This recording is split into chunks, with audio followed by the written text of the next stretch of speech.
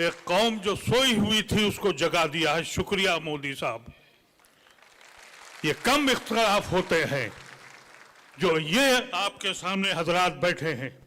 आप देखिए इन हजरात को, मुख्तलिफ जमातों को रिप्रेजेंट करते हैं, मुख्तलिफ पार्टियों को रिप्रेजेंट करते हैं। हिंदुस्तान में जितने हमले हुए सब हमने बर्दाश्त किया। यहाँ 10-11 साल से एक तमाशा था, कभी इधर धुआं उठा, कभी उधर धुआं उठा, कभी एक बच्चा लिंच हुआ, कभी किसी का घर जला, कहीं बर्बाद चला। हम चुप रहे और खामोश रहे। लेकिन ये दीन का मसला आ गया, हमारे मसाजिदों का मसला आ गया, हमारे कब्रिस्तानों का मसला आ गया। शुक्र है और एहसान है पर्सनल लॉ बोर्ड का, उसने आवाज लगाई और बर वक्त आवाज लगाई। हिंदुस्तान की सोई हुई कौम, उसको एहसास हुआ अगर हमारा दीन नहीं तो हमारी दुनिया में वजूद का कोई मानी भी नहीं है। हमने बड़े बड़े मजालिम देखे हैं। मोदी और उनकी सरकार का मकसद क्या है वो अंदाजा कर लें हमसे। हम हिंदुस्तान में वाहिद लोग हैं जो हमेशा हमने झंडे को अपनाया, इस हिंदुस्तान की अजमत को अपनाया, अपने खून को बांटा और फिर हिंदुस्तान की सांझी विरासत को अपनाया। तुम रोज हमारे साथ ये करते हो। एक बात मैं बावर कर दूं आपसे, सुप्रीम कोर्ट में जो 2 मसाइल अटके हुए हैं जिस पे 5 तारीख को मसला है, पूरे पार्लियामेंट के अंदर एक मेंबर कहता रहा कि यह गैर कानूनी है, खुदारा इसको मत लाइए।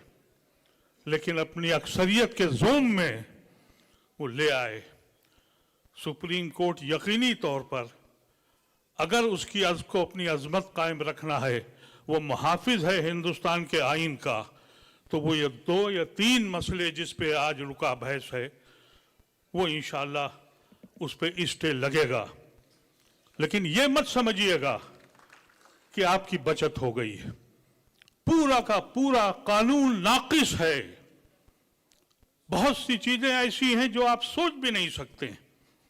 कह दिया कि 12 साल से ज्यादा जिसका कब्जा है वो उसी का हो जाएगा।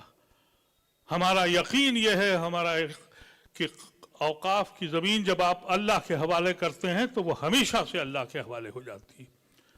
मैं क्योंकि उस कमेटी में रहा हूं 2013 के जिसमें यह एक्ट बना था, उसका मैं मेंबर था।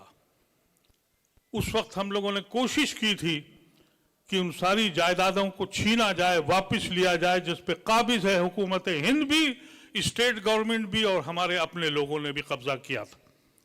अब अगर वो 12 साल से काबिज हैं तो ज़मीनें उनकी हो गई।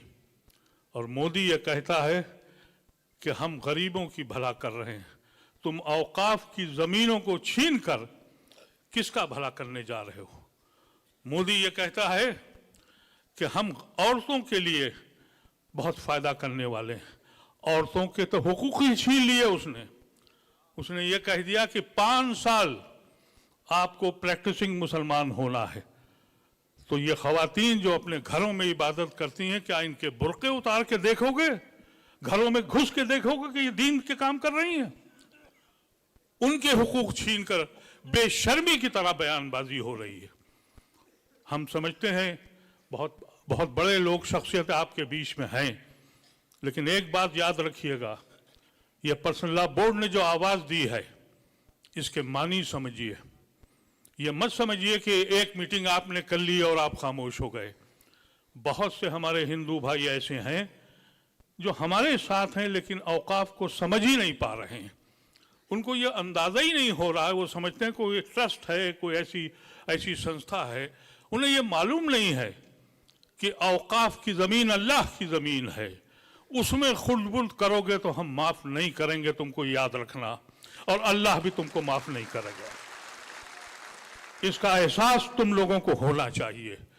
छोटी छोटी मीटिंगें करो अपने मोहल्लों में, अपने कस्बों में, अपने घरों पर, और बुलाओ, उनको बताओ कि ये हमारे कत्ल की साजिश है, हम इस मुल्क में किस तरह रहेंगे इसका फैसला तुम्हें करना है। तुम्हारे आने वाली नस्लें इस मुल्क में कैसे रहेंगी। जितने हमले हुए हैं हमने बर्दाश्त किया है, लेकिन इससे बड़ा हमला मैंने अपनी ज़िंदगी में तो नहीं देखा। और आज मैं ये कहना चाहता हूँ कि आप तैयार रहें, छोटी मीटिंगें करें, गैर मुस्लिमों के साथ मिलें और अपनी मीटिंगों की इत्तला पर्सनल लॉ बोर्ड को ज़रूर दें कि हमने यहाँ मीटिंग करी है, हमने यहाँ मीटिंग करी है। और ये अफवाह मत फैलाइए कि हम में आपस में इंतशार है। हम यकीनी तौर पर पर्सनल लॉ बोर्ड के हुक्म पे चलेंगे। ये हमारा सबसे बड़ा इदारा है और इस इदारे ने खुल के सामने काम किया है। हम किसी जमात के हों, किसी पार्टी के भी हों, लेकिन हमारी ये जिम्मेदारी बननी चाहिए कि हम अपने इलाके में जा के बताएं कि ये गैर कानूनी चीज़ है। खुशनसीबी ये है हम लोगों की कि इस मुल्क में गैर मुस्लिम की बड़ी तादाद आपके साथ खड़ी है। ऐसा न हो कि आप इसको हिंदू मुसलमान करके उनको अलग कर दीजिए। ये सांझी विरासत का मुल्क है, ये गांधी और नेहरू का मुल्क है और इसलिए आज वो आपके साथ खड़े हैं। लेकिन अगर आपने उनको रुजू नहीं किया और उनसे बातचीत नहीं करी तो ये हिंदू मुसलमान हो जाएगा जो मोदी चाहता है। इसको आपको बहुत एहतियात के साथ काम करना है।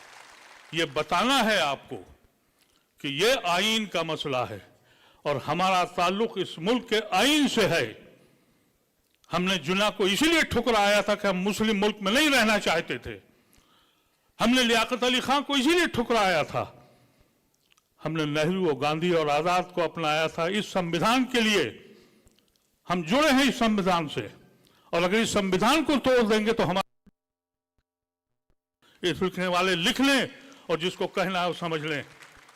हम अपने सबसे आगे आपके साथ घूम देंगे, लेकिन हिंदू भाइयों को जरूर बताइए ये सियासी बिल है, कतन सियासी बिल है। हुकूमत जो भी फैसले करेगी आप ये मत समझिए कि एक्ट के बाद सारे मसाइल हल हो जाएंगे। नहीं मेरे अजीज़ों, नहीं होंगे। ये लड़ाई बहुत जोर लड़नी पड़ेगी, बहुत लंबी लड़ाई है। जब तक कि ऐसे लोगों को आप हुकूमत से बाहर नहीं फेंकेंगे आप महफूज नहीं हैं। तैयारी करिए कि हिंदुस्तान के सारे जेल छोटे पड़ जाएं, वहां जगह न रहे। हमारे ऐसे ये सारे हजरात, इन्होंने पर्सनल लॉ बोर्ड की मीटिंग में ये बात कही थी, मैं उसमें था मौजूद। सदर मौसूफ ने कहा था कि अगर जेल जाना पड़ा तो जाऊंगा। सेक्रेटरी जनरल ने कहा था जेल जाऊंगा। अगर ये जाते हैं तो मेरा ऐसा मामूली इंसान भी अपनी आखिरी सांसें जेल में उतारने के लिए तैयार है। आप तैयार हैं? बता दें हिंदुस्तान के लोगों को कि खोई हुई कौम को हाथ छेड़ो मत करो, हमको इतना परेशान मत करो। हम इस मुल्क में इसलिए आए थे कि इस मुल्क को हम ऐसे बनाएंगे जिसका ख्वाब हमारे बुजुर्गों ने देखा था। हम इन अल्फाज के साथ हम गुजारिश करते हैं आप हजरात से कि ये सिर्फ जलसा समझ के मत चले जाइएगा, पैगाम लेके जाइएगा जो पर्सनल लॉ बोर्ड आपको पैगाम देगा। और जो बात मैंने आपसे कही है, एक एक आदमी से अगर टैक्सी पे बैठिए तो टैक्सी वाले को समझाइए। मैं अभी टैक्सी से आया हूँ, टैक्सी वाले को समझाता हुआ आया हूँ, गैर मुस्लिम था। और जहां भी आप जाएं उसे बताएं कि ये कैसी जालिम हुकूमत है जो हिंदुस्तान को लम्हे लम्हे किस्तों में तोड़ रही है, किस्तों में तोड़ रही है। इस मुल्क को हम टूटने नहीं देंगे। वाखिर दवाना अल्हम्दुलिल्लाह रब्बिल आलमीन।